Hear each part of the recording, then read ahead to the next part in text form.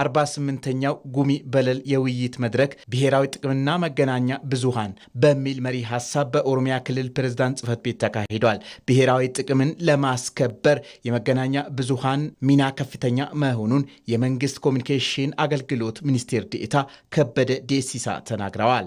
አንዲት ሀገር ሉዓላዊነቷ ካልተረጋገጠ እንደፈለገ ማንም አካል ጣልቃ የሚገባ ከሆነ ሉዓላዊነቷ ደህንነቷ አልተረጋገጠም ተብሎ ይወሰዳል። ለዚህ አስተዋጽኦ የሚያደርጉት ውስጣዊ ጉዳዮች ናቸው። ውስጣዊ ጥንካሬ፣ የህዝቦች አንድነት፣ ውስጣዊ ፖለቲካዊ መረጋጋት፣ እነዚህ ለብሔራዊ ደህንነት ለናሽናል ሴኩሪቲ እጅግ ከፍ ያለ አስተዋጽኦ ያደርጋሉ። ሚዲያዎች ከዚህ አንፃር ነው የሚሰሩት ማለት ነው። ከዚህ ጋር የሚጻረር ነገር አይሰራም ማለት ነው። ሚዲያው ከዚህ አንፃር ነው የሚሰራው። የኦሮሚያ ክልል ኮሚኒኬሽን ቢሮ ኃላፊ አቶ ኃይሉ አዱኛ በበኩላቸው የኢትዮጵያን ብሔራዊ ጥቅም ለማስጠበቅና በአፍሪካና በዓለም መድረክ የሚኖራትን ተጽዕኖ ከፍ ለማድረግ መገናኛ ብዙሃን ትልቅ ኃላፊነት እንዳላቸውም አስገንዝበዋል። በአፍሪካ ቀንድ ያለንን ሚና በአፍሪካም እንዲሁም በዓለም ቀደምት በዲፕሎማሲውም ትልልቅ የአገር አቀፍ ዓለም አቀፍ ተቋማትን በመገንባት የራሷ አሻራን ያኖረች ሀገር እንደመሆኗ መጠን ሚዲያዎቻችን አገራዊ ጥቅሞቻችንን እንዴት ሊያስከብሩ ይችላሉ? እንዴትስ መቀናጀት ይቻላል? የሌላ ሀገሮች ተሞክሮስ ምን ይመስላል? በሚል ርዕሰ ጉዳይ ላይ የምንወያይበት ይሆናል። መገናኛ ብዙሃን ሀገርን በመገንባት ሂደት ውስጥ ትልቅ ሚና እንዳላቸው በመድረኩ ላይ የተገኙ የተለያዩ መገናኛ ብዙሃን ኃላፊዎች ገልጸዋል።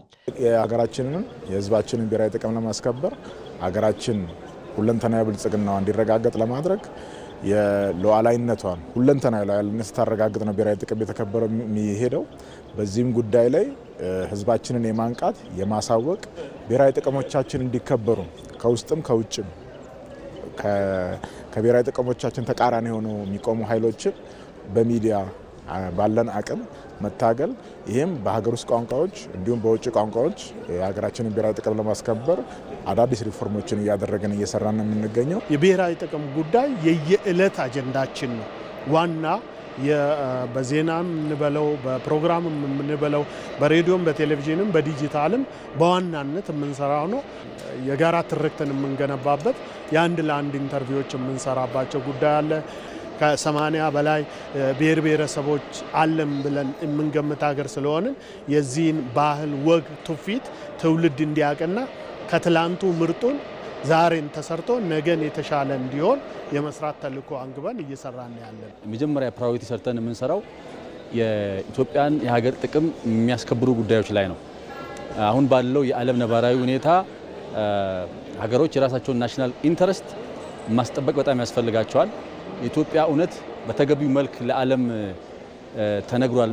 በዚህ ረገድ በቂ ሚዲያ ስራ ተሰርቷል ብለን ስለማናስብ ሬጉላርሊ እዚህ ላይ እየሰራን ነው። የሀገር ውስጥ መገናኛ ብዙሃን እንደ ህዳሴ ግድብና የባህር በር ያሉ የኢትዮጵያ ብሔራዊ ጥቅሞችን እንዲከበሩ የሚሰሯቸው ዘገባዎችን ማጠናከር እንዳለባቸውም ተገልጿል። በዚህና ተያያዥ ጉዳዮች ላይ ያተኮሩ ጽሁፎችም ቀርበው ውይይት ተካሂደዋል።